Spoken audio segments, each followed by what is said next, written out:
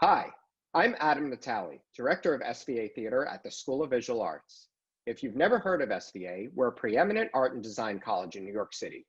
Check the video description for more info. Since 2014, SVA Theater has hosted After School Special, the college's annual alumni film and animation festival. The festival is normally a series of free screenings followed by Q&As with alumni who are successfully working in the film industry. Even though we're unable to host in-person screenings this year, we're thrilled to be able to present interviews with over 25 alumni who've worked on a wide variety of feature films, television shows, documentaries, animated films, and more. All of our festival interviews will premiere here on YouTube during the week of September 21st.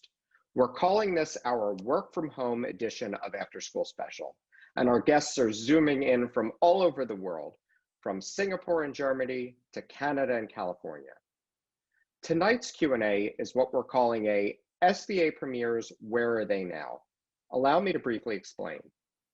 Every year since 2016, the Friday night centerpiece of After School Special has been a best of collection of work of that year's graduates called SVA Premieres. It's a highly selective program with approximately 20 graduating students chosen each year. These students get to travel to Los Angeles to tour film and animation studios, meet with major players in the industry, and to screen their films at a stunning theater in the heart of Hollywood. Since we can't screen the SVA Premieres Best of program this year, we're instead checking in with graduates who participated in SVA Premieres since its inception, all of whom are already experiencing major success in their field. They've worked on major films and series, and we'll provide info and links to their work in the description below. I hope you enjoyed tonight's Q&A. A full schedule of the After School Special 2020 interviews can be found at svatheater.com, but all videos will remain on YouTube following their premieres. And if you're interested in viewing past After School Special interviews, you can visit the School of Visual Arts' YouTube channel. Thanks for tuning in, and fingers crossed, we hope to see you in person at SVA Theater in the near future. I'd like to welcome Ninad Kulkarni, a 2017 graduate of SVA's MFA Computer Arts program, whose thesis film, Clock, which is actually spelled K-C-L-O-C, was shown in year 2 of SVA premieres and went on to be featured at MoMA and at over 130 film festivals worldwide. It won over 20 awards, including the Red Dot Award, Society of Motion Pictures and Television Engineers Award, and the AT&T Film Award. Ninad is a 3D artist, immersive storyteller, and animation filmmaker, and is an awardee of the coveted Forbes 30 Under 30 India. He's worked with some of the biggest brands in the industry, such as Make in India campaign, Audi, and Beatsteaks. His most recent project, a collaborative virtual reality film, The Other Side VR, is the first immersive experience based on the partition of India, marrying the traditional printmaking technique of woodcut with 3D animation. And we're going to see a little bit of that later on.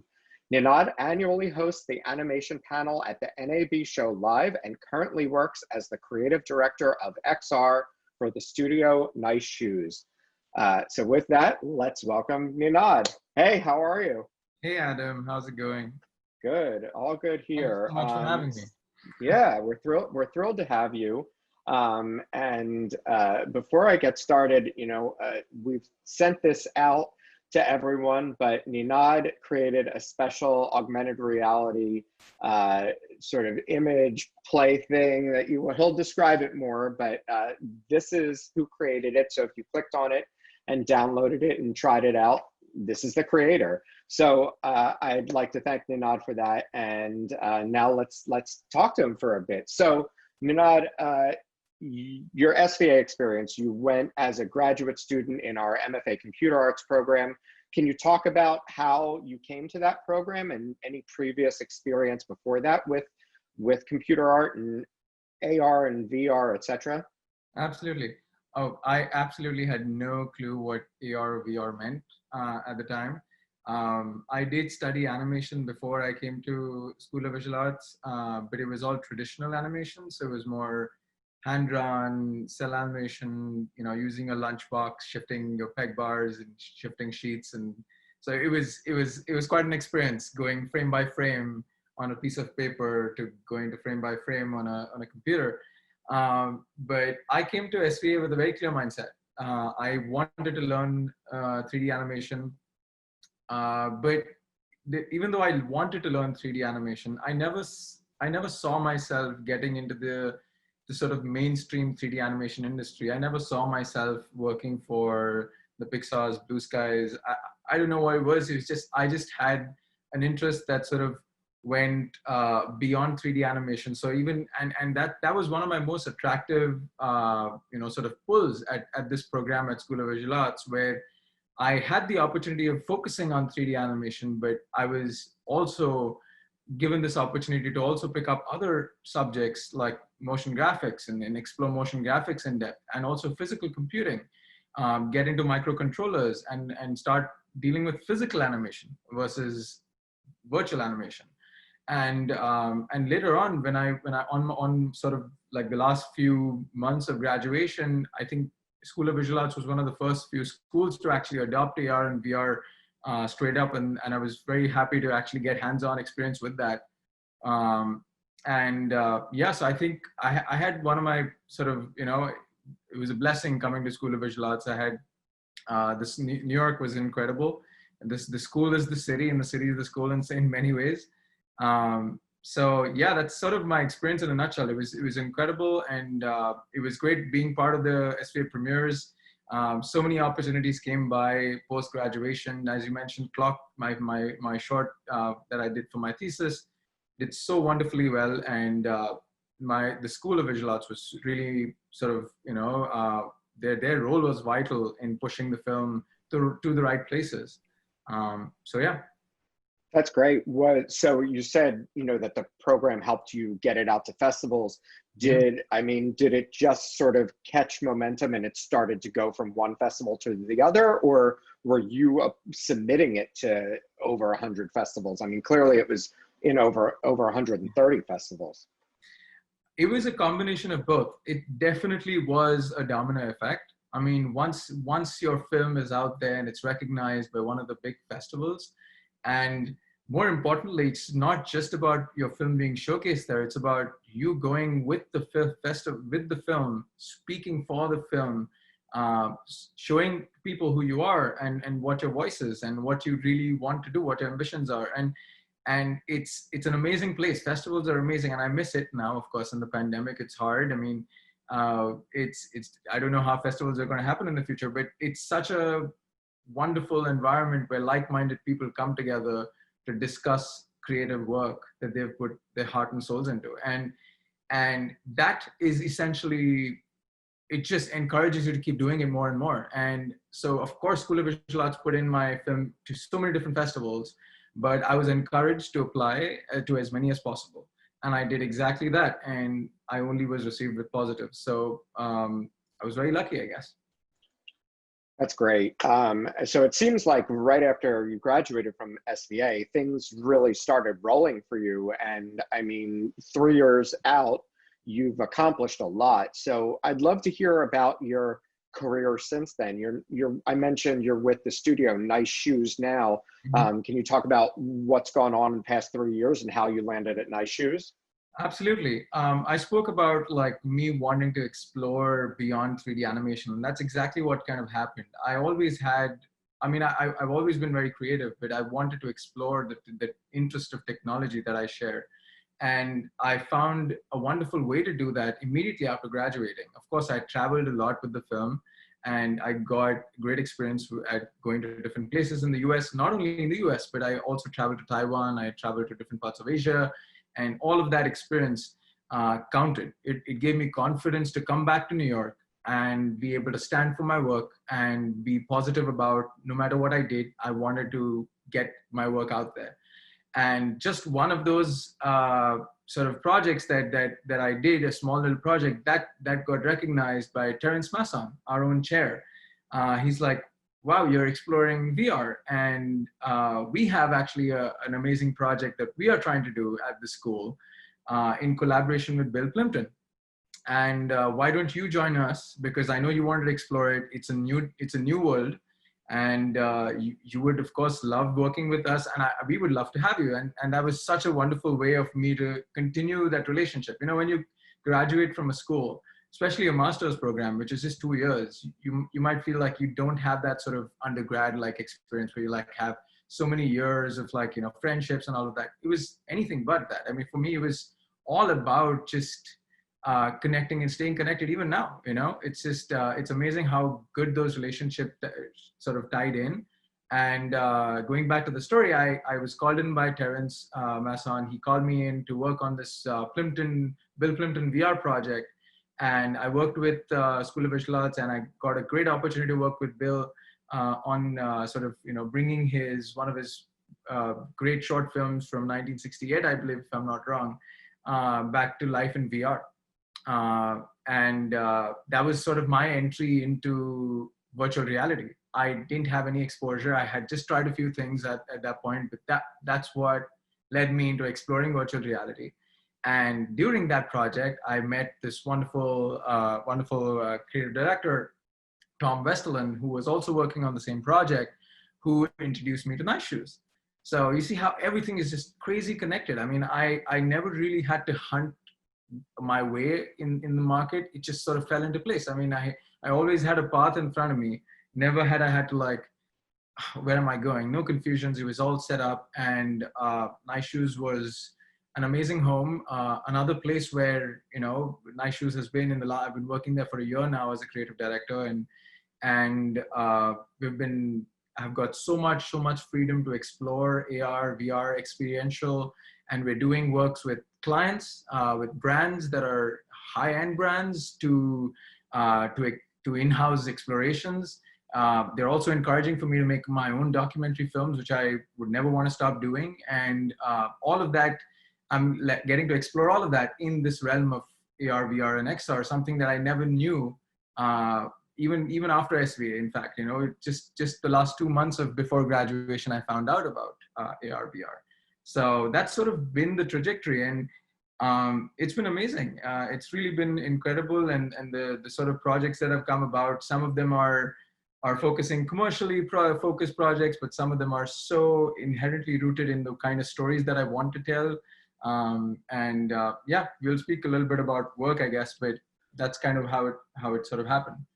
Yeah, I'd love to actually have everyone take a look at your work now. We have some photos of your work, including some things I mentioned when reading your bio, and then we have some of your upcoming work as well. So, so first we'll show some photos, and I'll have you talk about that. So this is an image, or it's a bunch of images actually, from your thesis film, Clock. Yeah. It's amazing to look at these images again. I haven't seen them in a while. This is pretty much a snapshot of the film Clock. For people who haven't seen it, Clock is an animated documentary on people's perception of time. I interviewed about, I think, 60 at this point, if I remember correctly. I interviewed about 60 different individuals from different walks of life, and I asked them the question about what was their perception of time, or how they perceive time differently now that they're older, or if they've changed a profession. I spoke to people from on the streets versus people who are doctors, you know, surgeons, and just to assess how time is perceived differently. And I didn't know what direction the film was going to go in, but it turned out to be my perception of time through different voices. It's a beautiful film. And then next we have, you mentioned the Bill Plimpton film. And just for everyone's knowledge, if you don't recognize the animation, Bill Plimpton, is an Oscar nominee for animated short films. He's done music videos for Kanye West, and fun fact, he is an alumnus of SVA. Yeah, again, an incredible project. So many challenges. As soon as you see the images, you'll understand it's very much Bill Plimpton style, color pencils, squiggly animation, but all of that, wait a second, it's in VR. So now you're wearing a headset with all of that amazing Bill Plimpton style. And the biggest trick for us was lots and lots of trial and error, because how does virtual reality by itself started as a medium which made you sick, right? Because screen was really close to your eyes, you were immersed. and refresh rates at the time on these devices weren't good enough. And now you're creating a world that's constantly shifting with his animation style. But what an exploration this was, and it turned out to be a great project, and we found the right balance between style and what works in VR. It was And great. is there a place where people can take a look at this piece? Is it on Fliptoons or? I believe School of Visual, so the MFA department itself sort of owns the rights to it alongside Bill Plimpton. He was the first artist in resident at the department. So I think, I'm not sure if School of Visual Arts has released it, but Okay. That's the trick with VR. It's always a trick as to how do you release VR. Sure. Yeah. So this is one of my newer projects, actually. We've been getting a lot of interesting questions now that like more and more brands are getting acquainted with VR. They come to us asking for high-end sort of VR experiences, and it's a trick because it's a huge amount of real estate and like, you know, the amount of technology running all of this is so taken for granted. But this is one such project that I'm trying to do, is to stretch the boundaries of what high-end VR can look like. And of course, stories being for me always the most important thing. Here, the story is about how it's an artistic piece on how man's impact on the earth can be seen in these juxtaposed straight lines that you don't otherwise get to see in the world. How does being outside in the pandemic world and flowing through these massive landscapes feel like, but they're all manufactured in some way. And so just that hint of change, and this is good. This is the unfolding project, and this is just one still, but I'd love to keep people posted on how things sort of move along with this. Great. So, so this is the Make in India campaign. This was a national level campaign released by the Prime Minister and the DIPP of India a few years ago. And I was very lucky to be part of such a big project where I was the lead 3D animator on it and the lead 3D artist. So all of these 3D lines that you see, the geared lines, all of those were modeled in Maya initially. And then they saw so many different applications, whether it was fabrications. This is the actual parade at the Republic Day. And it was also turned into monuments, which were given to different countries, and also trophies at very important events, and delegates were gifted. So it was just incredible to see how something so simple as a model and a creative device that lives on your computer can transition into so many different applications. Very cool. So this was a quick project I did with my friend Tushar Ghai. This was a project that was done with India Nama, an initiative that was run by Animal based off in India. They asked us to create, they invited artists from around the world and asked us to create a different way of looking at Indian themes. And in this case, we were given the theme of Indian percussive instruments. And there are thousands of Indian percussive instruments. So this was my way of interpreting, and this was our way of interpreting how all these instruments come together to form one sort of creative beast who travels around the world, passing around the creativity. So yeah. Beautiful image. And then we have you at the NAB show live, which unfortunately isn't happening this year, but tell us a little bit more about your involvement. So I definitely do miss NAB this year. It did happen virtually, but it's such an incredible event where more than 100,000 people come together to celebrate media, entertainment, and technology. As part of my festival tour, if I can call it that, I met wonderful individuals, and this was sort of this opportunity was created out of one such event where I met this wonderful individual, Ryan Salazar, who runs the Broadcast Beat NAB show live event.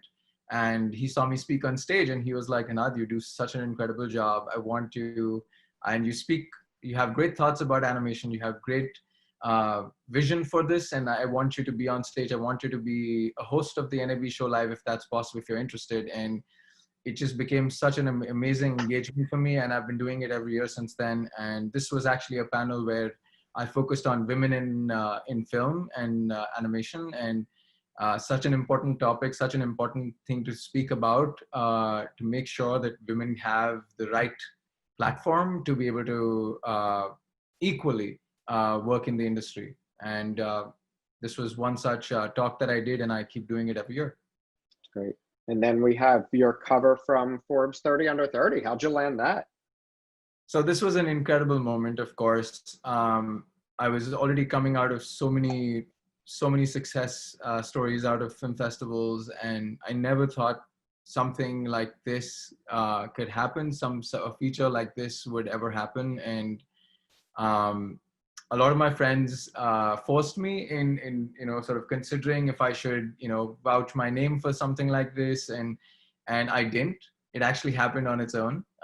Someone nominated me for it, and I got picked up, and they did a couple of rounds, I believe, and it was an incredible experience to meet what an amazing batch of Forbes 30 Under 30, from sportsmen to entrepreneurs to artists, YouTubers, and fashion designers, just incredible artists who are doing incredible things in their careers.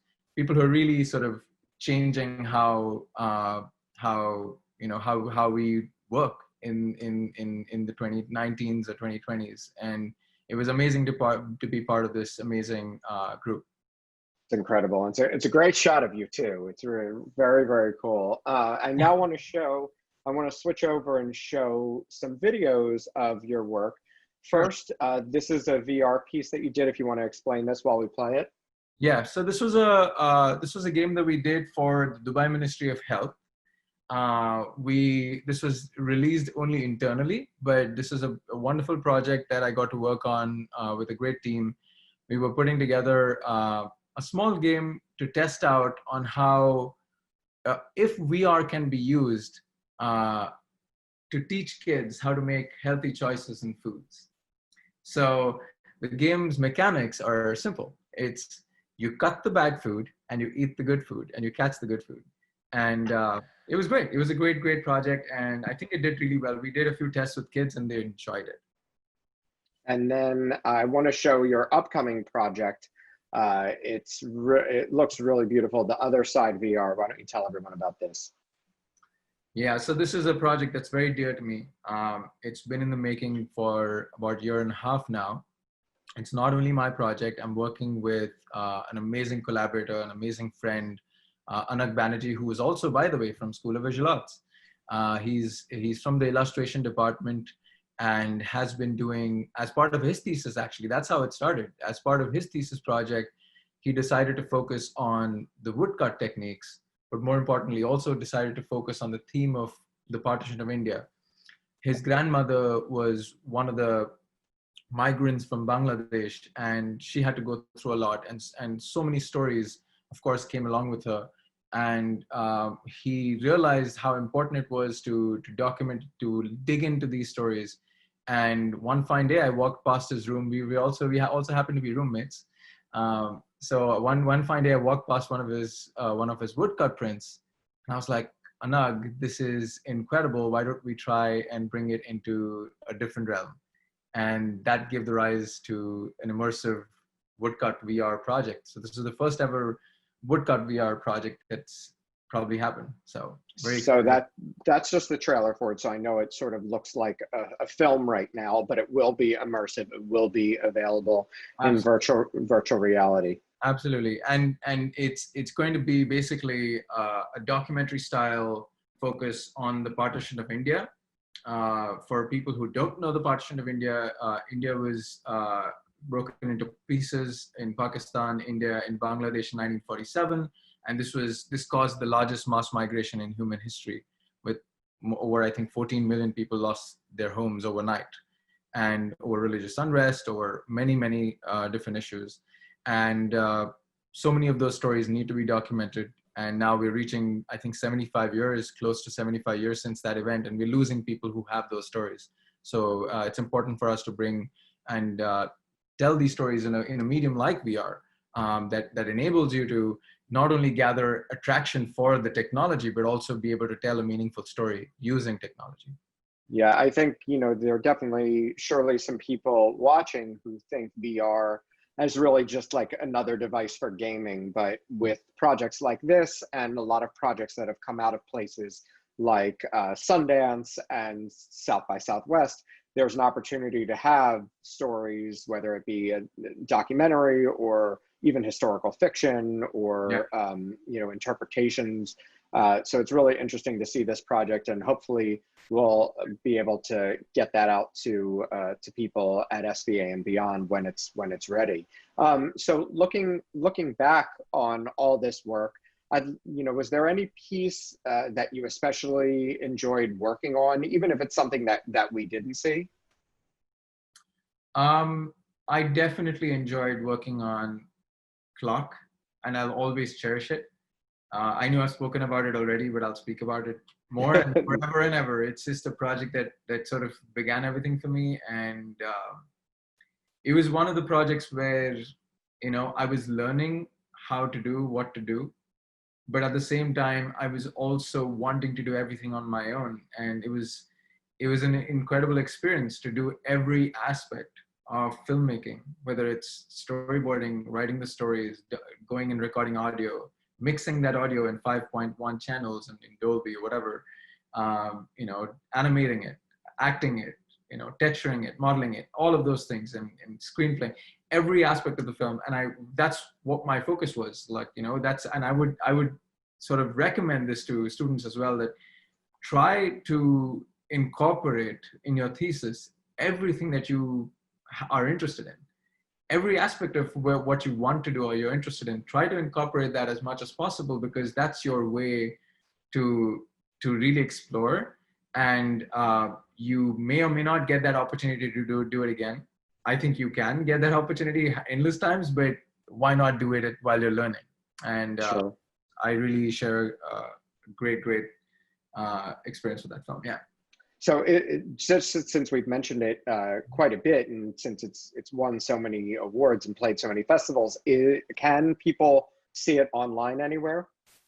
Absolutely. I hadn't officially like sort of released it online myself, but so many film festivals have released it. I think if you go to the Red Dot website, they've released it. If you go to the ADC, it also won the ADC Cube. So it's on the ADC website. It's up there on YouTube. If you type Clock, it'll be there. And a few days ago, I saw a torrent, which was ridiculous that there actually is a torrent for the film.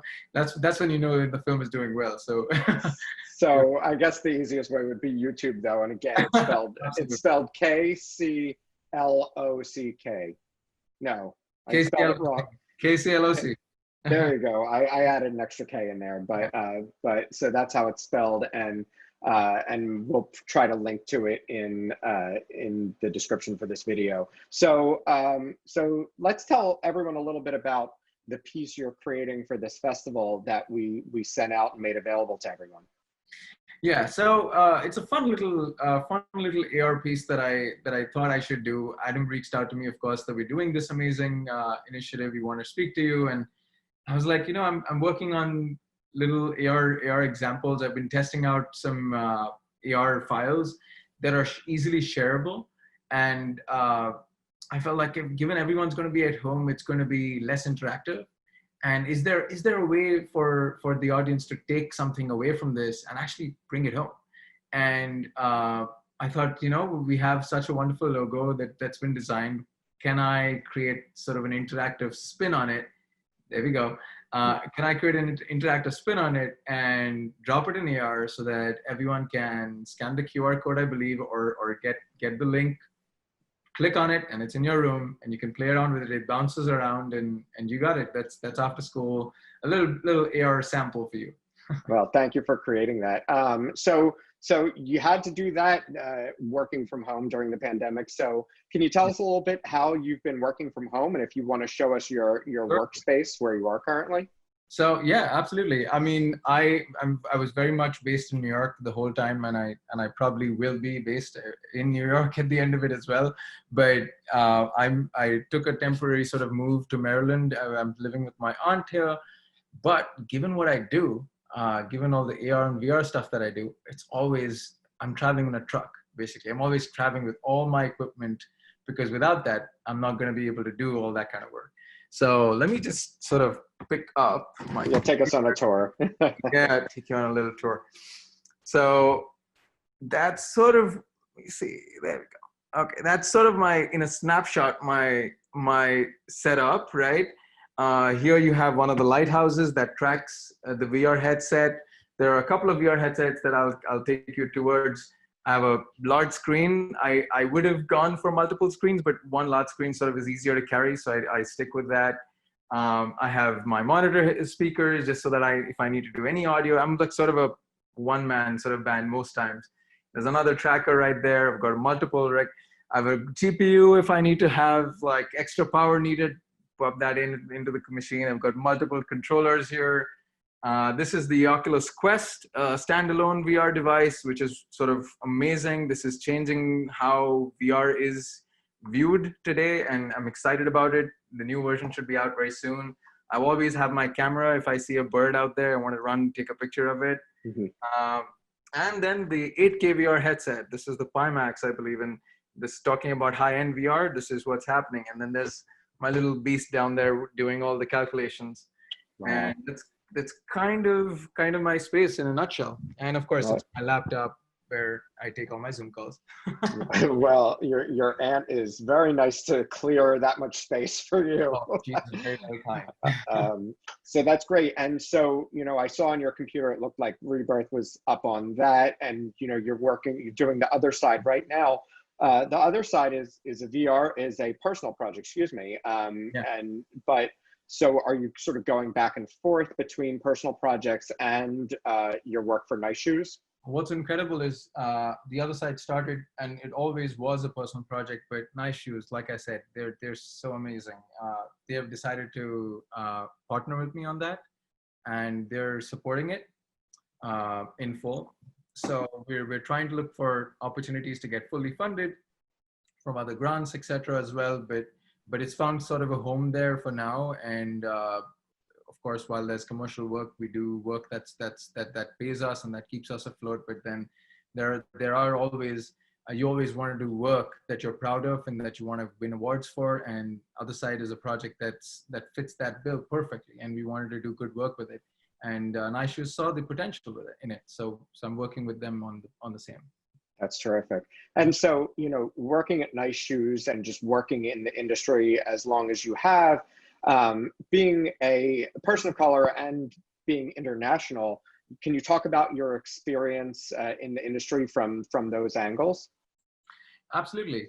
I think one of the biggest challenges that you face is as an international coming, and this is probably common anywhere you go. When you leave your country, you're of course in the most vulnerable sort of position.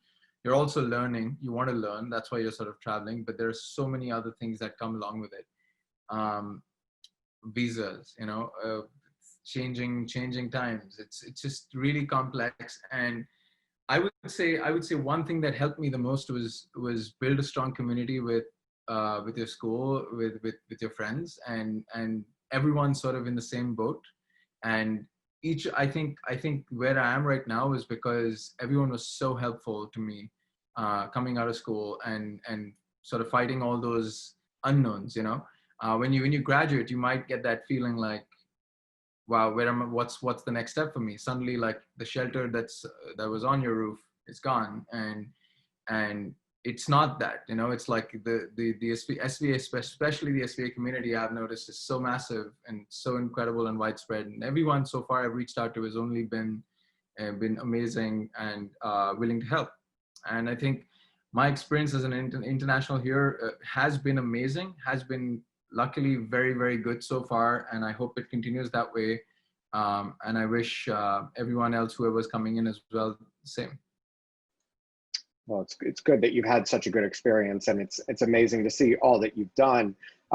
You've already given some great advice and great tips. Any other advice you want to leave for those watching who might be interested in the work that you're doing and pursuing that? Absolutely. I think this industry is self-validating itself right now, especially the XR industry, given that we are coming out of the pandemic. We are hopefully coming out of it soon, but we are in the pandemic right now. And while everyone feels like they're stuck at home, AR, VR can give you that sort of slight break from reality. And I had my first VR meeting a few weeks ago while playing table tennis. And I can't believe that's become a reality where I can actually run around my room. I'm of course looking like an idiot to people in the house, but they don't know how much fun I'm having and being creative while sort of moving around playing table tennis and discussing creative ideas. And it's just an industry full of potential, and whoever, and any artists or any creatives out there, any students out there who are interested in exploring it, absolutely go for it. I think it's a growing industry, and it's only growing from here on and getting bigger and bigger. That's great. Well, I'm so pleased to see the work that you're doing. And can you tell people where to keep an eye on the other side? Absolutely. I think for now, the other side is going to be sort of silent. We're going to have a website up soon, theothersidevr.com. It'll be up very, very soon. But if you follow me on any sort of social media platforms, Instagram, you can find me there. Ninad Kulkarni, that's my name. You can find me there. And Facebook, I always try to keep everything posted. And feel free to reach out if you have any questions, anything related to tech, anything related to film, anything related to life. Just reach out. It'll be fun. I'm always happy to help students and creatives in the industry. So yeah. Well, that's very nice of you. Thank you so much for being here, and thank you for offering all of that. And we'll look forward to seeing more of your work down the line. Be well, and we'll talk to you soon. Thank you so much, Adam. Bye. Bye-bye. I'd like to welcome Mengshi Zhou, a 2017 graduate of SVA's MFA Computer Arts program, whose thesis film, I Want You So Bad, was shown in year 2 of SVA premieres. Since graduation, Mengshi has worked as a visual effects compositor on several films and television shows, including The Ballad of Buster Scruggs, Iron Fist, The Tick, Pose, American Horror Story, The Blacklist, and The Good Doctor. She currently works in the New York office of Fuse FX, and in 2020 alone, her work can be seen on I Know This Much Is True on HBO, Outer Banks and the Politician on Netflix, and Tommy on CBS. Let's welcome Mengshi. Hey Mengshi, how are you? Hello everyone, I'm Mengshi Zhou, and nice to meet you, Adam. Good to see you. Good to see you. I'd love to, yeah, we hung out back in Los Angeles a few years ago. Your 2 years or 3 years ago, yeah. Your work was incredible. But I'd first love to have you talk about your experience at SVA a little bit as a graduate student in the computer arts program. Okay, let's go back to 5 years ago. It was like a really intense program for me. I was like a 2D motion graphic designer and an animator in China like 5 years ago. But when I attend SVA MFA CA program, I decided to become a CG generalist. That is my goal at the first year of the program. But after the first year of the summer break, there is a compositor internship opportunity. Then I was like, why not to try it on? So I got the opportunity, and things changed a little bit after that. I feel like it's really good. It's really cool to be a compositor. So my career path start from that. It's a turning point for me. And at the second year, I spent much of my time on my thesis film, and got a really good opportunity to have the Hollywood premiere show with SVA. It's a really nice journey. And yeah, and after the program, I still keep the relationship with our school, like SVA, and also have a lot of so much alumni in the industry, like 80% or with my coworkers, they're from SVA. So it's like a big family. I really have enjoy my time during SVA. That's great. And when we took you to Hollywood for SVA premieres, I remember your piece getting a lot of attention, and specifically, it's great. And it's like, it's a concise piece that's focused on visual effects set to music. And I remember specifically an alumna from SVA who works at the Griffith Observatory, where she creates like the planetarium shows. She wanted to meet with you right after that. Do you remember that experience at all? Yes, actually, after premiere show in Hollywood, we have like after parties, like a business casual show, social places, and they ask my name and how I created the film because they also wanted to create like a video, to introduction video for the observatory, and also the day after that, they invited me to have a tour. They gave me a tour to the observatory. It was a really nice experience. That's great. I'm glad you were able to have that. I mean, the Griffith Observatory is such a beautiful museum, and the work that they do there is great. I'm happy to have a relationship with them, have the connection. That's great. So, you know, can you tell us, just for those of us who don't work in visual effects, what a compositor does specifically? A compositor is actually the final step, the polish step for the whole pipeline, for the whole workflow. Like after we call all the on-set thing, the crew member thing, we call that production part. And we are the post-production part, is including like all the CG things. And then we are the 2D team. The 3D team pass by their work to us, and we gathering all the things together and put all the 3D things into the plate, which is all the sequence they shoot. And we create the photorealistic work. So, and the work, go ahead. Yeah, so people may think, oh, it's a really cool visual effects, but I didn't see any like a big fire, like a big water, big VFX going on. So what did you do? I said, because I do the photorealistic thing. So if you don't recognize there's a visual effects, that means I'm doing a good work. Yeah, it is. And you've worked on so many shows and movies since graduation. I've listed a few, but if someone looks at your IMDb profile, it's very lengthy, and you've only been out of school for about 3 years. I'd love to show your reel and have you talk about it and talk about some of the projects that you've worked on. So what we're going to do is we're going to take a look at your video reel here, and we'll pause through it so you can talk about the sequences that you worked on. Okay, so this one is actually a film, Annabelle Comes Home. I remember it was last year, and for this one, we created this little demons effects. So the demon have a little jitter like this, and we wanted to have it, the cross on his forehead. We're gonna burn it out and also create a smoke. So if you play that, you can see how his forehead is burning. And this one is actually a CG stuff. So I composited it with the plate and the CG together.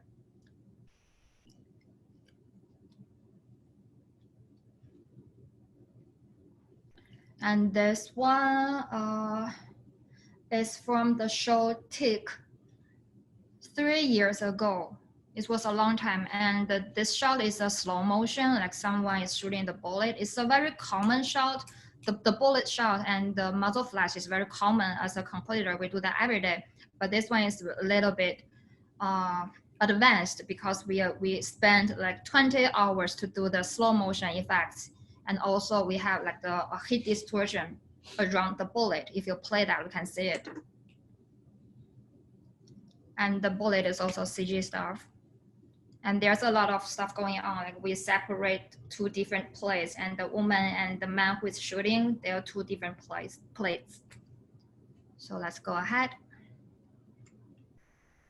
So this one is for I remember it's HBO. The show, the mini TV series show called When They See Us, and it was nominated and win the Emmy Awards last year, I remember. So this one, they shoot it in the autumn, and there's no snow at all, but they want to create a snow scene. So our CG team rendered the snowfalls and all the snows on the roof and the grass. And I composed it to change the season. If we play that, you can see it. Yep. And this shot is also from When They See Us. It's a monster shot. Actually, we have like 10 people collaborate on this shot, from our CG team, our camera track team, and 4 compositors together. So basically, we changed the store, the what is that? KFC chicken, fried chicken store, and also replace all the metals outside of the store. And also we recreate the Central Park. We build more trees on that and add some birds onto it. If you play that, you can see it. And there's so many things overlap with the people's legs and the feet. So we spend like 10 hours to clean up. And also we replace the cars in the park. It's all CG stuff. And go ahead, play it, please. Yeah. So we add more trees. And this one is Quibi's show, the mini show from, it's on show last month, I remember. It's called Survive. So in this one, I actually worked as a matte painter. So like the mountains, the snow mountains behind the foreground mountains is all from matte painting. I created that in Photoshop and passed by it to other compositors. And the foreground mountain is the plate, if you play that. So we projected all the background snow mountain to the 3D scene. So this shot is from the Warrior. I worked at Zoic as a freelancer. So this one, they create a CG explosion, the fires, everything, and all the confettis in the background. If you play that, yes. And this one is a really interesting one. Actually, that is my first job after I graduate in a production studio. It's from Run the Jewels, a rap singer team. We made the music video for them. So basically, this is a really heavy CG, heavy VFX music video. And this is the practical sequence we grabbed from the website, and we created as a night view. If you play that, you can see it. All the lightning going on the spider, we put that on the Empire State Buildings. It's like a epic moment. And this show is from Tell Me a Story, episode 10. So the woman, her face is burning, and we call this grilled cheese burning shot, because when the people is pull her hair back, you can see the grilled cheese. Very gross.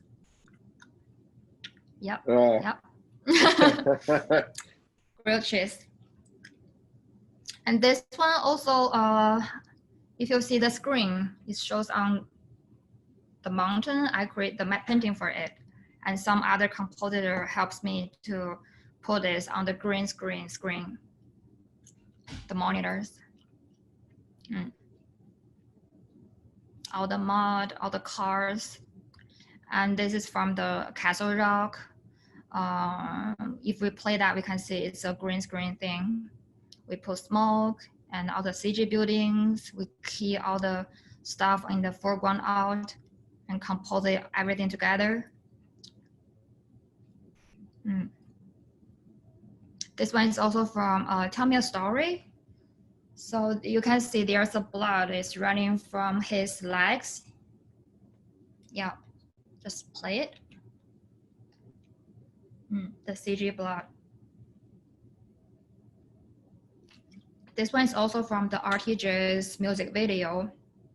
So we download some practical, we buy the practical from the website and add some practical smokes and the lights.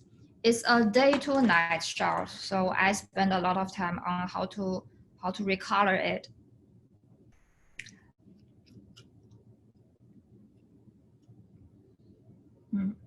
Oh, actually, I want to share something. Is before I dive into this industry, I thought this is the work for the colorist. Like the production team should send this to the color house first and create the night scene, and then I add the smoke or something else, but it's totally different. a lot of production team, they wanted to do the color in the VFX part. So that is the very good example for it.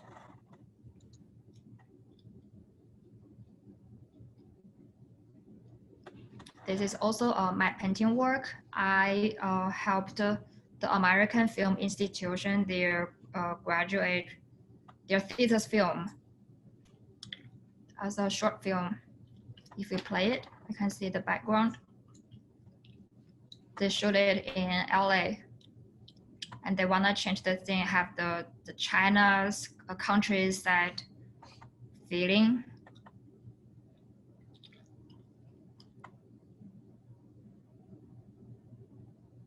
And this one is Whiskey Cavalier. And we have the laser squad team to create the whole sequence for the lasers, the green lights.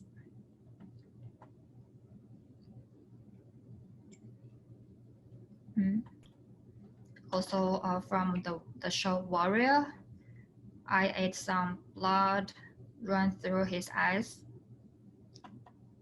If you play it. This is the show Future Man. So I actually did it 2 years ago.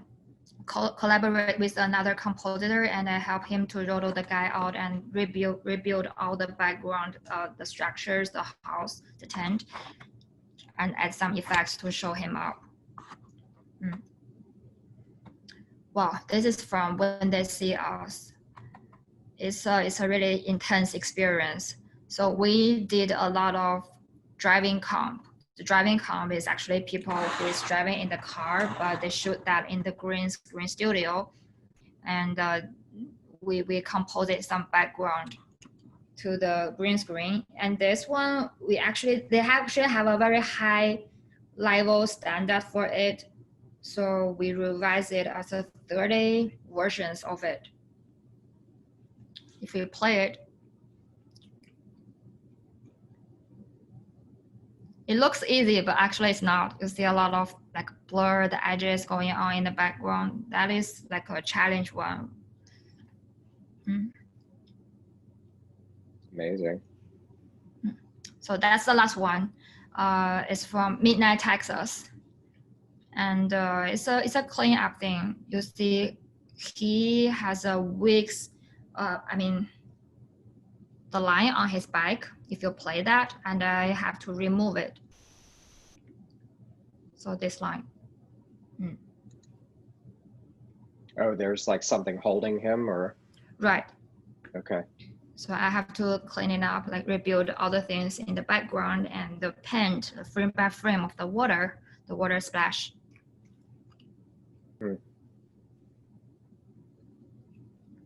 Yeah, it's incredible. And like you said, you know, it's really, if we can't tell that there's visual effects, then you did your job right. So it's amazing.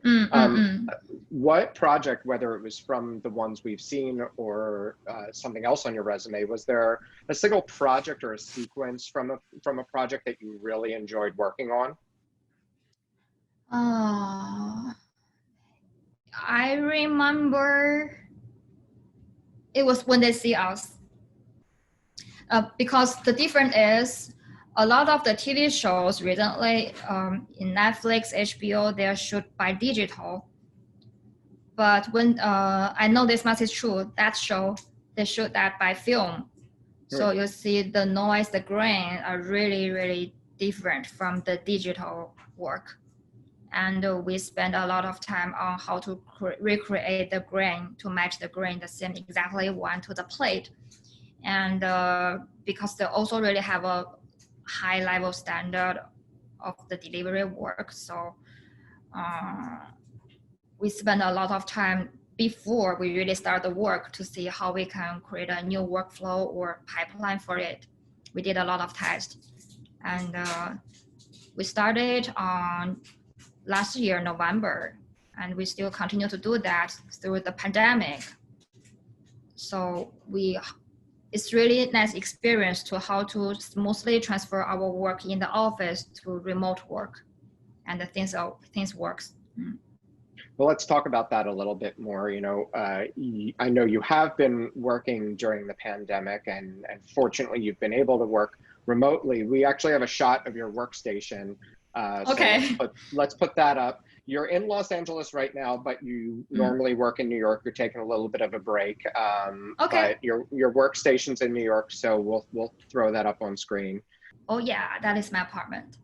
So I have a workstation at home, and I built up two monitors, dual monitors, the same setup in the office.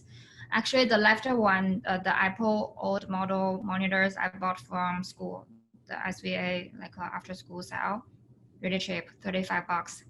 And I also give myself like a standing desk, for our VFX artists, our neck always hurts so much. So it's really good to standing work.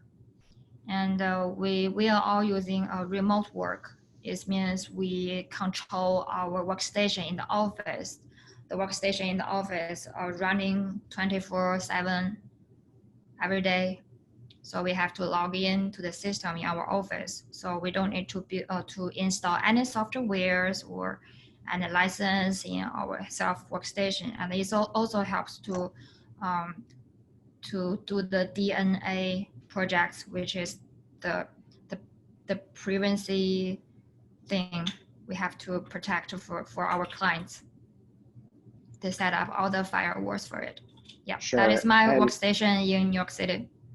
And so, how are you working during the pandemic? I know you probably can't talk about which pieces you're working on because they're probably confidential, but can you tell us a little bit about the work that you've been doing and sort of how you stay motivated?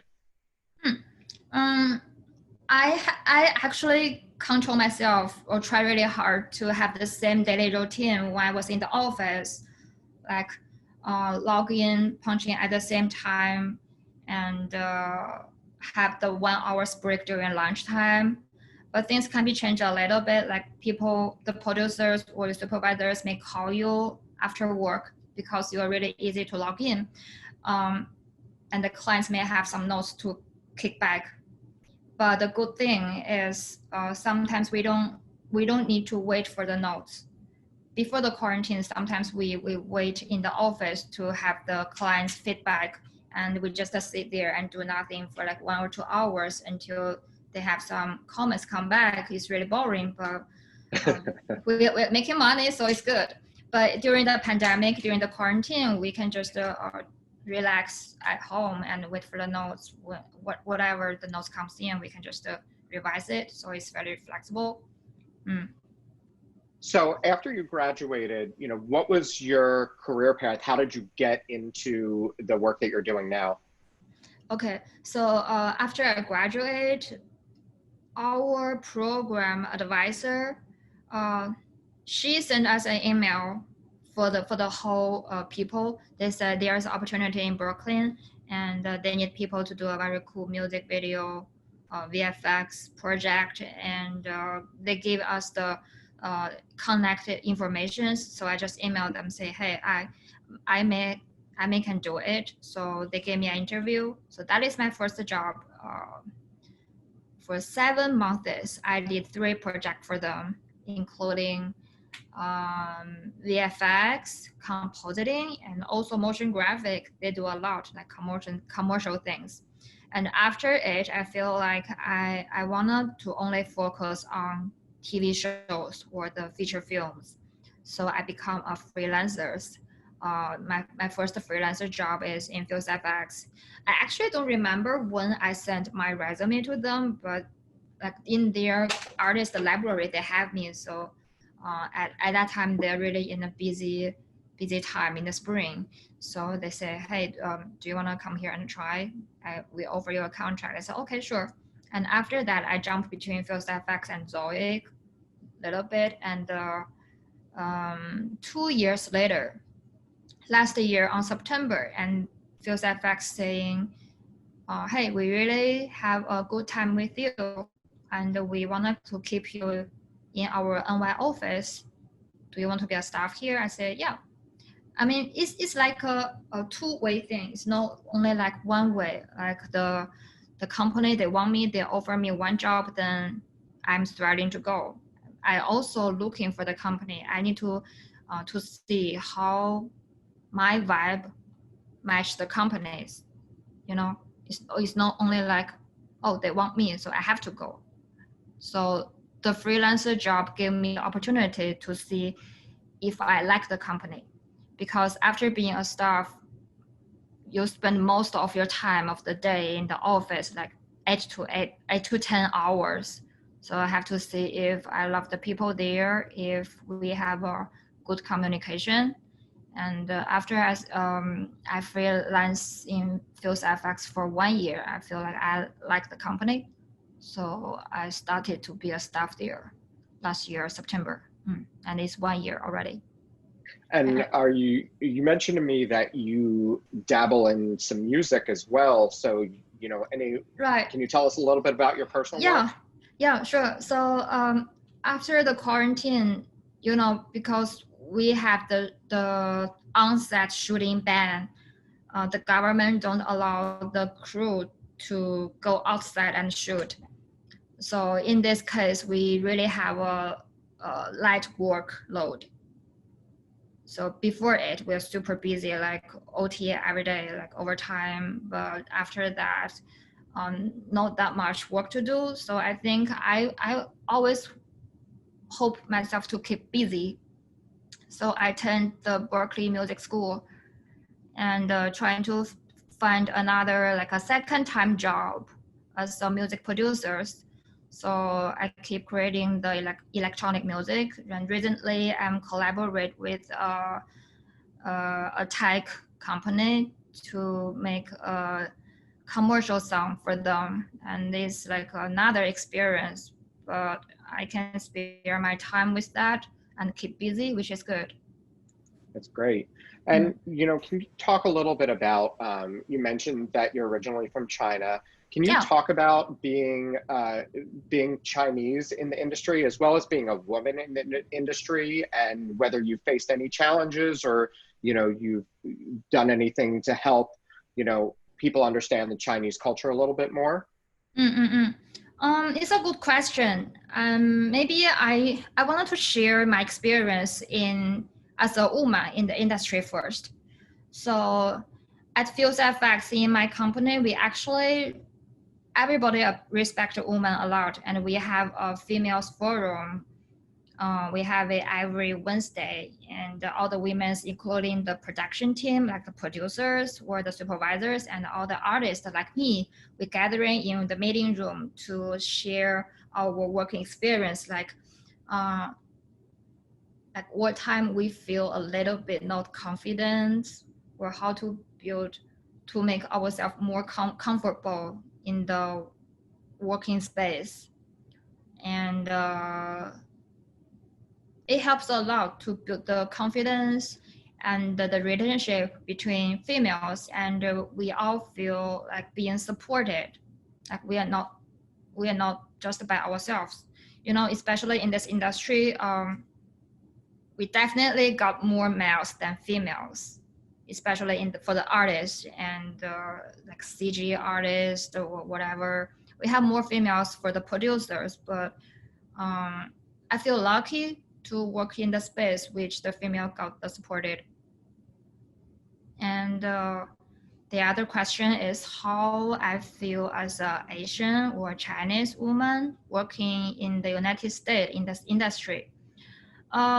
I do have some feeling about it, like people are paying more attention on Chinese culture or the Asian cultures, and you know, the all over world, they collaborate together. There's more projects coming from China, and they want to do commercials in United States. They want to do good artwork, but there more happens in the commercial industry. In the TV industry, the industry still want to have more local people, but the artist is fine. I mean, they think have me, Asian people, a Chinese in the company, it's a really fun thing. Like I can share with them all the culture things, and they ask me a lot about like how the show runs in China, like how the producers will connect to the clients. They're curious about it, and I'm happy to share with them. Good. And so, especially in light of the pandemic and specific to, you're being someone from another country, can you offer some advice to either students, whether they be, from the US or from abroad, about, how best to work in the industry? Anything, specifically you'd like to offer them? Yeah, I mean, it's really depends on people. I heard a lot from like alumni or the senior people when I was in school. They said there's only certain studios or companies they sponsor people for the international people. They don't sponsor people, hire them as a staff or give you the visa. I was really afraid of that when I was in school. But after it, I built myself connection with the industry and negotiate with them a lot. And my company are willing to sponsor me a visa as the first person in the New York City, which I feel so lucky for it. So I think other people's advice is really important, but don't rely on that too much because things will change and the different person, they have different career path. But it's always good to have more communication with the company, like let them know what you need. Like some students, they're always afraid to tell the HR or their supervisor, say they actually want a good work. They actually want like a more heavy, complicated shot, or they wanted a visa, they desire it, but they're just afraid to say it because the industry have so much competition.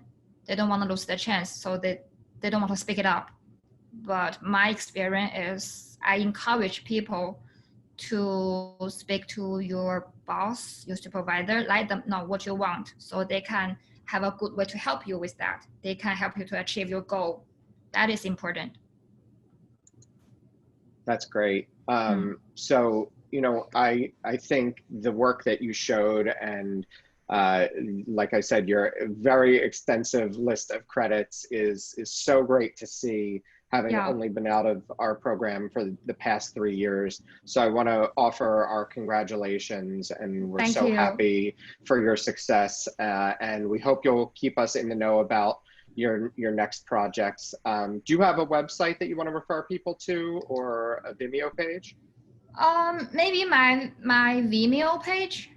Okay, we'll put that down in the information section, so you can check out her work, including her thesis film, I Want You So Bad. So thank you, Mengshi, and thank you, Adam. We hope to see you soon. Bye-bye. Thank you so much. Bye. Thanks for the chance to talk with you. Of course.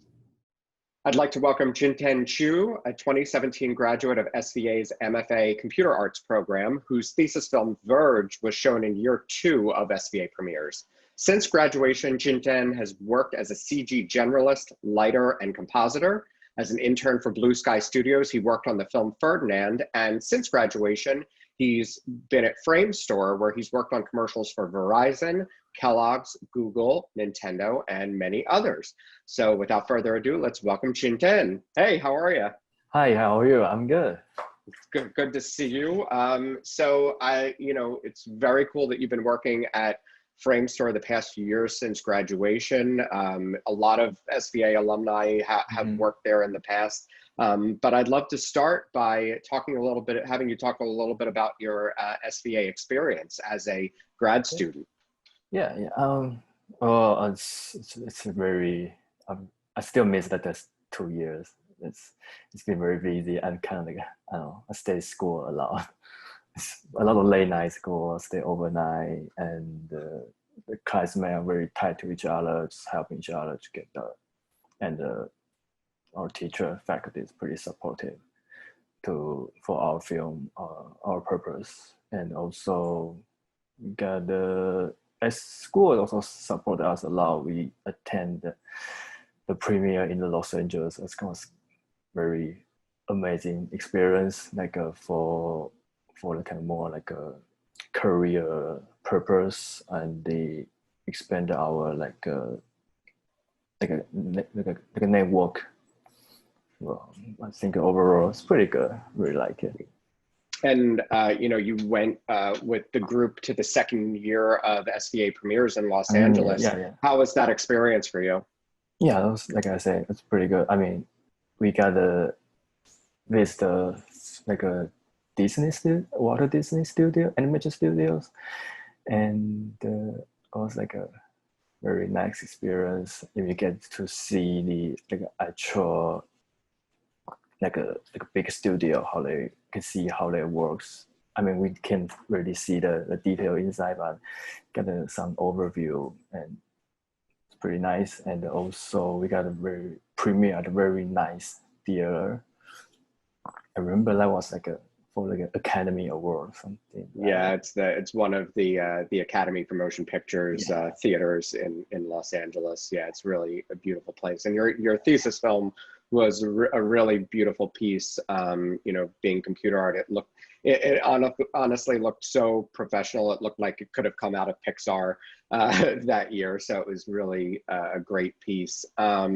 So, you know, since graduation, which was just 3 years ago for you, you've been working pretty consistently. You are at Framestore, as I mentioned. So can you talk about your career since graduation? Yeah. So after I graduated, I went to the Blue Sky just for the internship, and did some training there, and then got a little bit chance to work on the Ferdinand movie for some shots. It was very nice. And then after that, just after the Blue Sky, I went to Freelancer. Also did a little bit of internship there, and then been work there since then.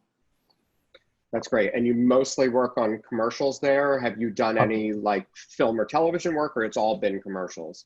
Yeah, it's all commercial here. So first I'll start to do some like television works in the state, but most of it still for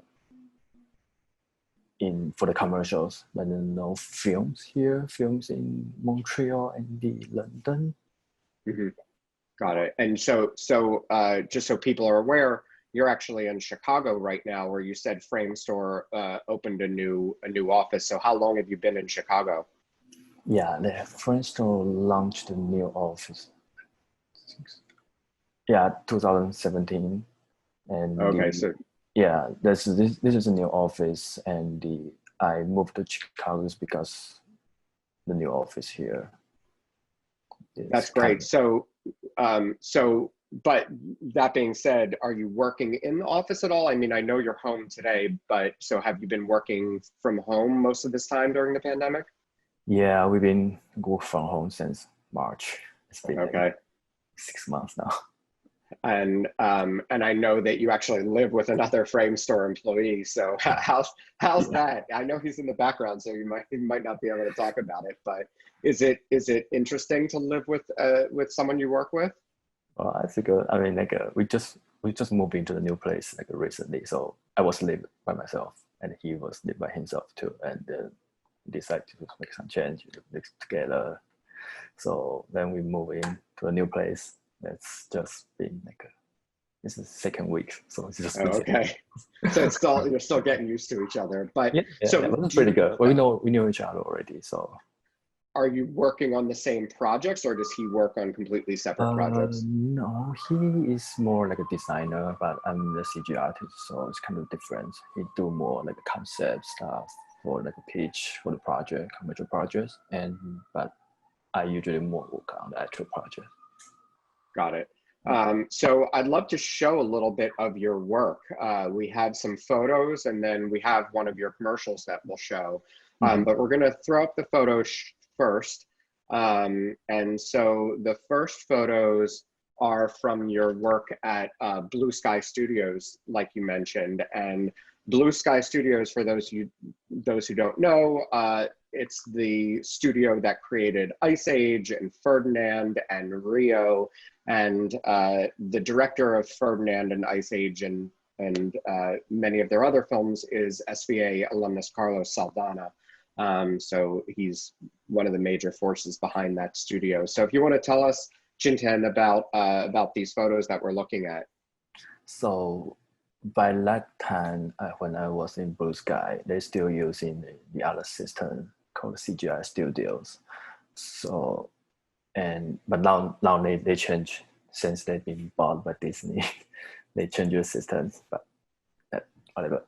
And when we first enter Blue Skies, we just need to do some training to get to know like how to use their proprietary software, and this like Ice Age 5 shots is what part of the training stuff. So in this work, our mentor asked us to find a reference and use the reference as like a lighting reference to match the lighting for the actual shots here. So it's a result. Oh, very, very cool. Yeah. So the reference shot in the upper right-hand corner is your lighting reference for the color, for the tone, for the light angle, that kind of stuff. Yeah. Sure. I think and then that was a very common. It's very common, like a practice at all the major studios, I think. Got it. And this is also from Blue Sky, sort of similar. Yeah. This is kind of the same practice. This one is also got a reference, but we by that time we're not like a very strictly tied to a reference, so it's kind of more free. Get your own creativity to create a color tone and the lighting directions. Yeah, similar practice. And then we have some photos from your work at Frame Store. Oh yeah. This was like an early project that I done when I came to Frame Store. Yeah, this is the typical VFX shot. Got the CG asset, got the matte painting, you got the live action play layer. So I was working on the assets for the kayak layer. And then this is more sort of recognizable work. This is from a Stadia commercial. Yeah, the Google Stadia. Yeah, there's also the VFX shot there. Just got some CG like asset layer, just blending with the character on the green screen. So yeah. Sure. This is also from that. Yeah, this is also like the same project. And then Tony the Tiger, you got to work on an iconic character. Oh yeah. Yeah. Since Freelance Job wants, I feel like a Kellogg's project. I'm working on a Tony the Tiger. Yeah, this is only the lighting here. So this a purely lighting shot for me. The character, the depth, that kind of stuff is not. I didn't work on this, but just lighting. Okay. And then we have another shot. Same thing. You worked on the lighting for this commercial. Yeah. Yes. And then Shoe Carnival, which did you work on the effects for this one, or also mainly lighting? No, I work on asset and lighting. So this is the more recent done project. I'm not so sure about this since the pandemic, but I'm not sure this project was originally to be the live action mix or not. But this is full CG stuff, and since the pandemic, we only just can't. There's no people, no crew to go out for the shoot. So this is a full CG. A lot of projects being like converted to a full CG, and this is one of the projects that we done full CG here. Interesting. So, yeah, I was working on the asset and the lighting stuff. And we have one more from that, so same sort of thing. So absolutely everything in this commercial is CG. Yeah. So like a full CG stuff. Just like cool. Like the Blue Sky stuff you see at the beginning is full CG stuff. Okay. And then we have a video. We have one of your commercials. We can't air it with the sound, but if you want to talk us through it. It's your Nintendo Switch commercial. So we're going to show that. It's about a minute long. If you want to tell us about your work on this. Yeah, okay. So those are the shots been like a purely comp shot here until there's a no more comp VFX shot. Yeah, there's a CG character here. So we basically created CG characters for the Nintendo stuff, and yeah, I was working on the character asset and the lighting, and maybe some of the lighting comp if it was necessary to have. Yeah, because I mean, in the not like a there was like this one was like a CG character and CG environment. Yeah, and this the game footage after that. So we only work on the part before. Got it. So, I mean, how many people at Framestore would work on a commercial like this? You mean in our office or just? Yeah. Our office is pretty small. We only have like 15 artists. Okay.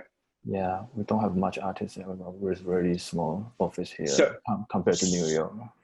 So would all 15 work on a commercial like that, or just a few of them would? No, everybody's working on commercial. Some people are the designer, some are the like me and the CG artist, some are the compositor. Everybody has different roles, but we all work on commercial here. Has there been a favorite piece that you've worked on so far at Framestore? Like a favorite commercial of yours? Framestore. Well, there's a shot I think is pretty good for the beer commercial, but I can't show it now. It's still confidential. It's not. I know. Hit the airwaves. Yeah. I haven't seen it on the air yet, so I really don't know. That's totally fine. So yeah, we often have alumni saying that they can't tell us what they're working on specifically, but so you just worked on that commercial. You told us about like the shoe carnival commercial that was done during the pandemic. Are you finding it? Are you basically keeping the same work schedule, and how's your like motivation? Like, are you staying motivated and able to work, or is it a little bit different? I think it's not much big difference beside the communication, like working in the actual office. Just a lot of times, just a lot of them like a virtual meeting and text. Like a communication, but besides that, I think work is fine. We kind of like a little bit issue at the beginning for the connection to the server, but since we passed that time, I think everything is kind of smooth. So it's been nice to work from home. Okay, so you don't necessarily miss going into the office then? Well,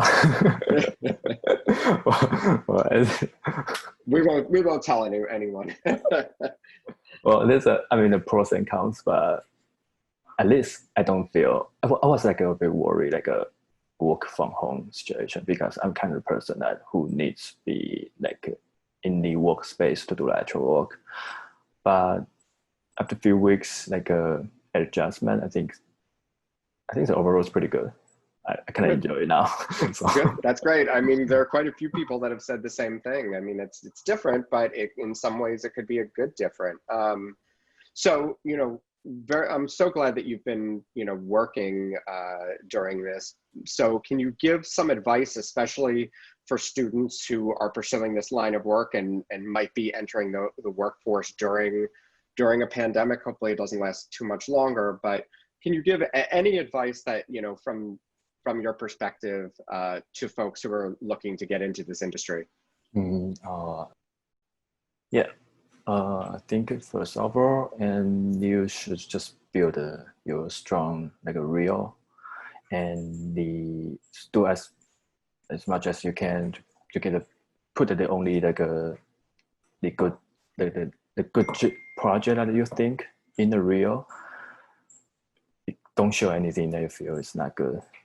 Everybody thinks it's not good. Focus on the good stuff, and even though it's short, it's fine. And then just apply a lot. Internship, runner. I don't think runner is good. Maybe for the film is fine, but I don't know, for commercial, I think we already learned from the school. I think do the internship will be a good start if you want to join the big studios. And then this network connection here is very important. A lot of job now is been referred by somebody working in the industries. Just for example, like in our office, a lot of people, the producer always, our lead always ask, oh, do you know anyone? Do you know anybody can work on the project? Do you know they are good or not? That kind of stuff. So I think it's very important to build a connection with the people who are in industry. Yeah. Well, I think that's it. Yeah. Well, thank you for those answers. I think it's great. And again, I'm so pleased that you're working, and we're gonna have to keep an eye out for that beer commercial. Hopefully we'll know that it's a frame store commercial and it's your work, but I'm sure that most people watching have seen your work. They just don't know it's your work, but that's with a lot of our alumni and a lot of visual effects artists. So I encourage people to keep an eye out on those commercials that we typically scroll past. But it's beautiful work, and it's very cool work that you're doing. So thank you so much for being here, and I hope you stay well, and I hope we'll connect again soon. Yeah, sure. Thank you for inviting me. That's pretty nice. All right, be well. See ya. Hi, I'd like to welcome Aishin Melody Shi, a 2016 graduate of SVA's MFA Computer Arts program, whose thesis film Cacophony was shown in year 1 of SVA premieres.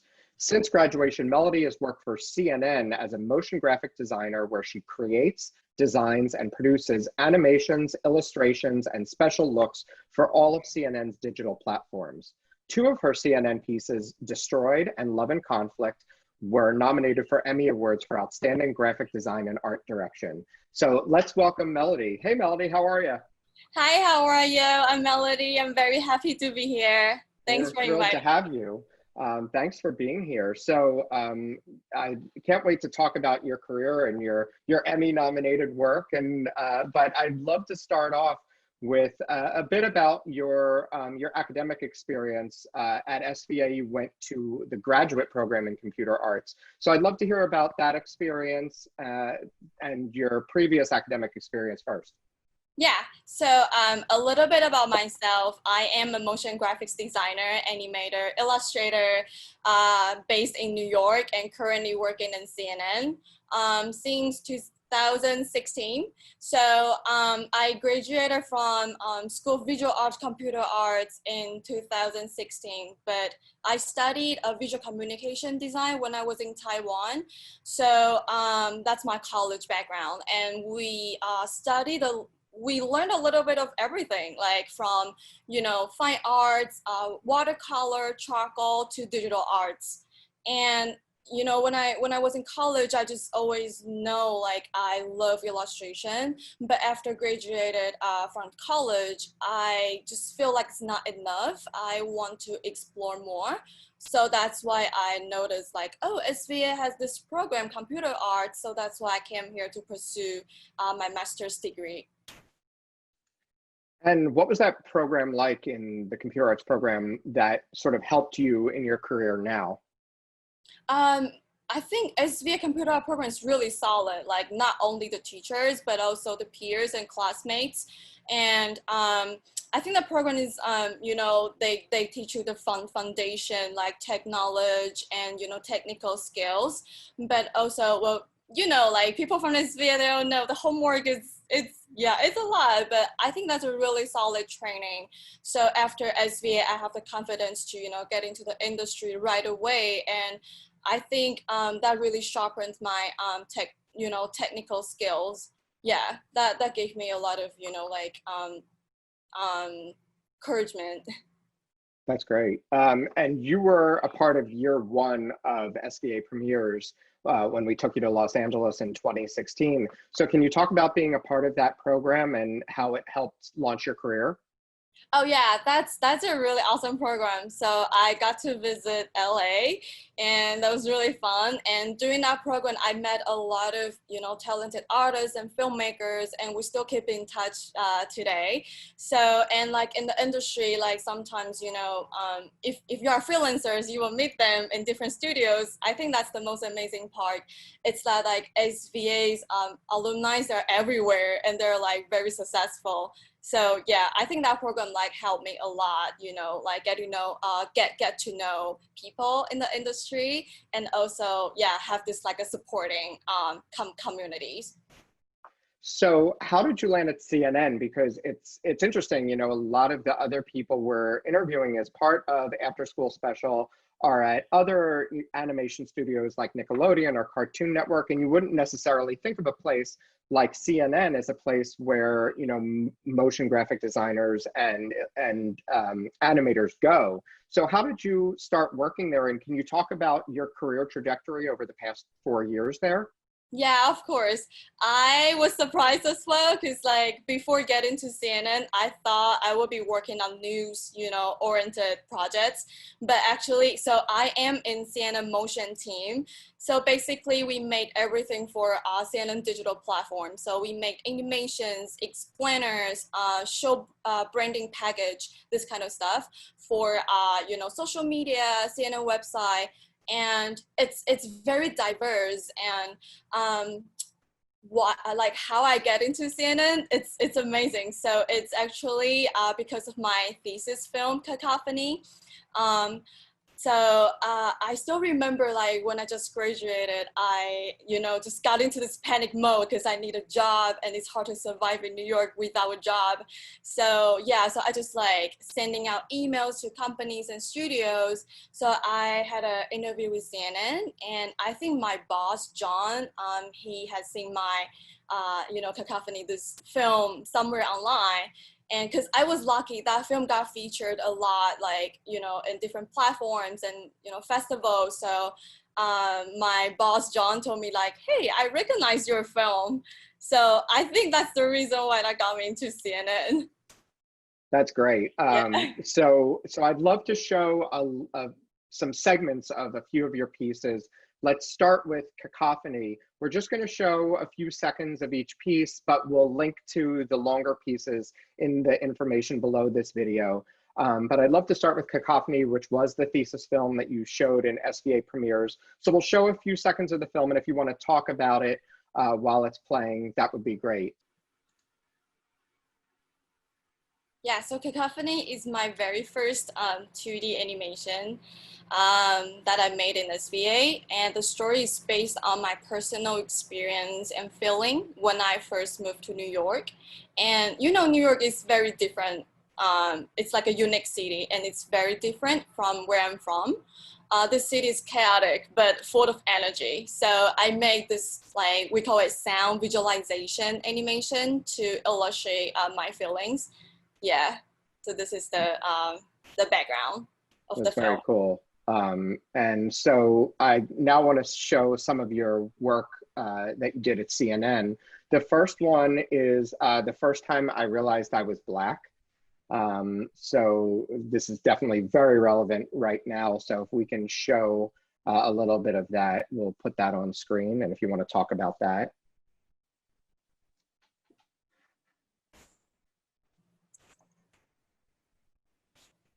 Yeah, so this film, I had an opportunity to design and animate this series. First time I realized I was Black for CNN. So this story is actually based on a book by I'm like trying to pronounce his name correctly. Exactly, yes. Great. So he talked about like first time he realized his skin color made him different. So and like in this project we also asked several celebrities like you know, like filmmakers talk about, you know, like how they feel when they, you know, that moment when they feel like their skin color is different and that matter. So yeah, this is the background of the film. And then the next one is Destroyed, which you were nominated for an Emmy for, so in 2018. So let's show Destroyed.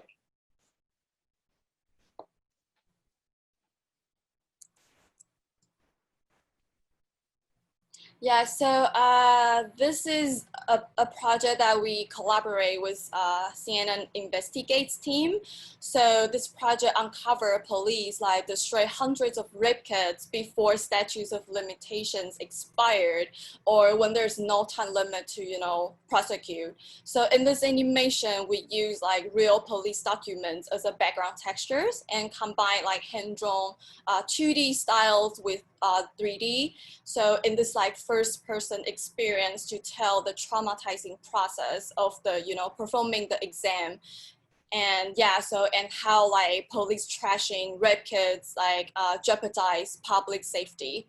And I think the most amazing part is after the story was published, it raised concerns. So a lot of lawmakers and politicians were like fighting for change. So that's amazing. And I realized that like actually animation and visual storytelling is so powerful that can, you know, lead to, you know, create this like a real world change.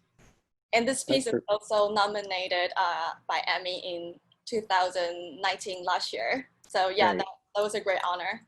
And then the last one, Love and Conflict, was also Emmy nominated. So we'll show a little bit of that one as well. Yeah.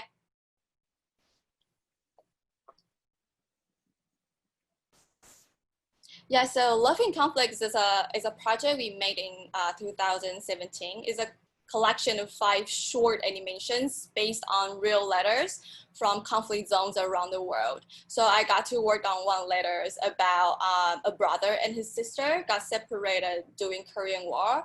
And after that, they never had a chance to see each other in 45 years. And it's just a beautiful and sad stories. And I use a lot of, you know, metaphorical visuals to represent the feelings and the sadness. Those are really beautiful pieces. I'm wondering sort of the creative process with these. Are you sitting down with the journalists and reporters? Are you do you have the freedom to create the visualizations and art however you'd like, or are there any restrictions on it? And was there a particular favorite film you've worked on out of those? So take Love and Conflicts as example. So yeah, like kicking off the project, we will have a meeting with producers and we will get scripts.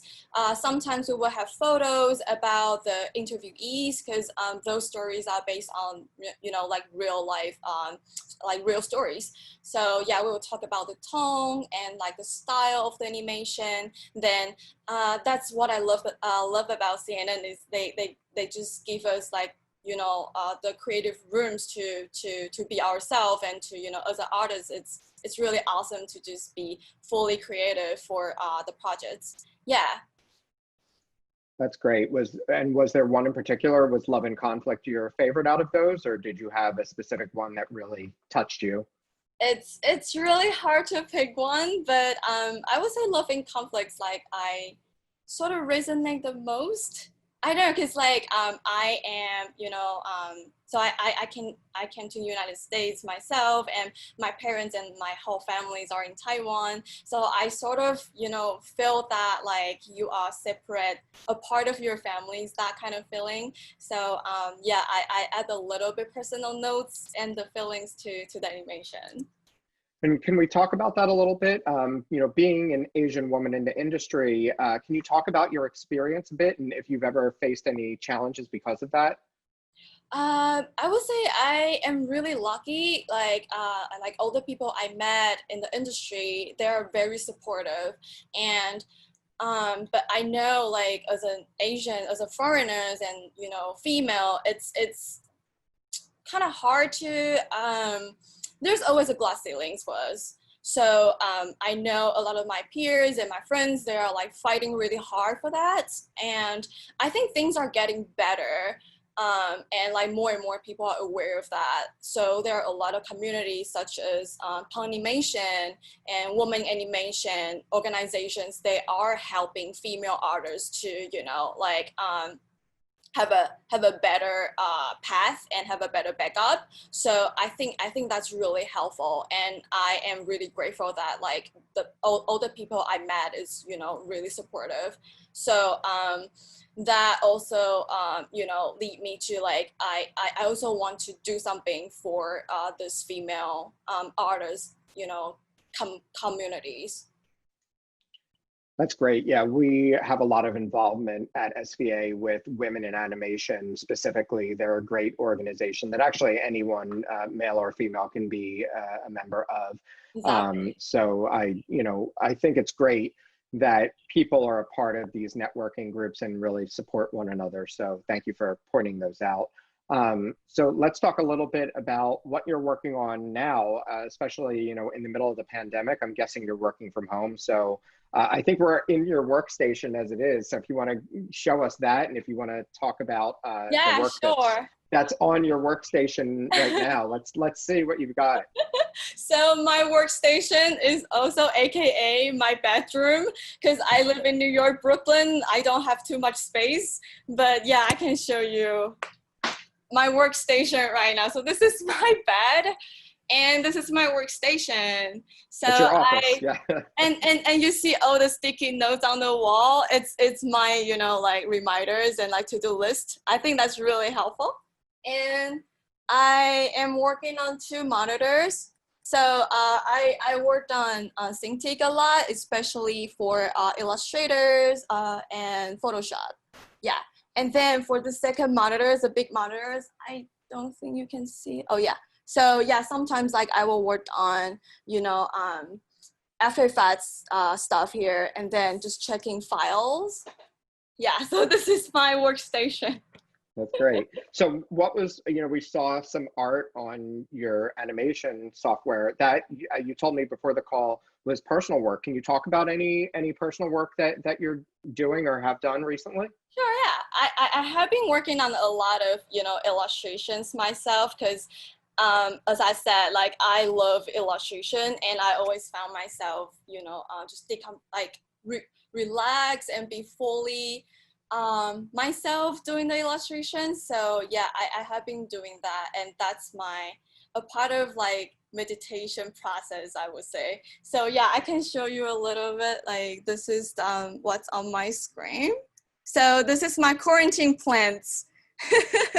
It's inspired by my daily life. So yeah, we all, you know, cooked up at home. So like, you know, we start, you know, cooking more and more. And so I have this like kitchen plants. That's So great. that's do you feel like in your normal workday that you're able to stay motivated, and are you connecting with your colleagues on a regular basis? At the beginning it's hard.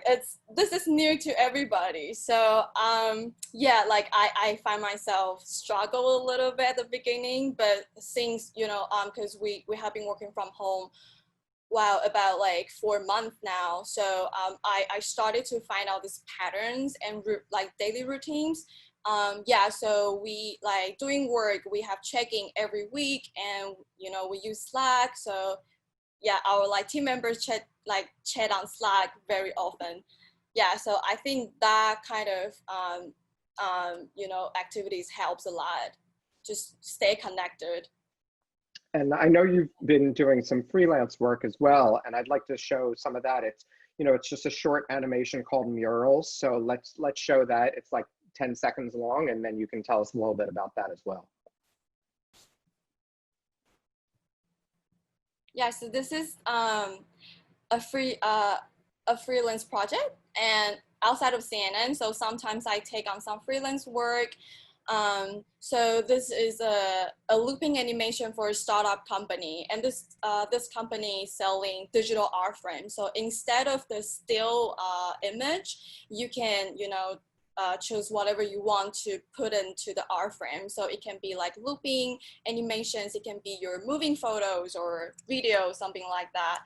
So I made this animation clips for them, and it's very interesting. It's so the message about this is, you know, we want to combine modern art and classic together. So to show this mix and match idea to inspire people. So you will see this like some classic arts from Dali, or girls with the pearl earrings, something like that. Very cool. So before we go, I'd love for you to offer any advice to either students or other folks who are looking to get into this field. And especially in light of the pandemic, I've heard that there are more animation jobs out there, which is great. So any advice you could offer would be terrific. Yeah. As you said, like during the pandemic, I know especially in motion graphics industry, there are a lot of jobs, you know, available opens, and I think that's the amazing part, because as far as I know, like some companies are shifting the budgets to, you know, shifting the live action budgets to animation, like 2D animation, 3D, something like that you can done, you know, you can work on projects at home. And so, and I know this is hard, like pandemic, like no one thought about that, and we are still trying to wrap our head around this. But remember, you are always artists. Like this environments are going to change. It's always gonna shift. But you need to remind yourself, like, I'm an artist, so all things are gonna reform you, and how you pivot about it, it's really important. And I think like all the cultural difference will, you know, inform you to be a unique creator. So this is the most powerful thing. So just embrace what's going on right now and find the balance between life and work. I think that's really important, because we are living like the busy world, like I would say pre-COVID, it's like everybody's very busy, and especially when in New York, so like things just like shifting really fast. But I think especially this time, we don't need to feel guilty about it. Just, you know, slow down a little bit and like find your own balance. I think that's really helpful. Well, I think That's those are words. That's great. I think those are words to live by. I think it's really beautiful what you just said, and your work is stunning. Like I said, we'll include links to the full pieces in this video so people can check them out. But your work is beautiful. I think it's terrific that you have such a unique job that is doing really important work. And I wish you continued success. And thank you so much for being with us today, Melody. Thank you so much. Yeah, it's good talking with you. Great talking with you as well. Have a good day. Thanks so much for watching. We hope you enjoyed this Q&A and hope you'll check out our other after-school special videos on the School of Visual Arts' YouTube channel. Thank you for your interest in and support of SVA and its alumni, and for your support of the arts in general. Stay safe, stay healthy, and be well.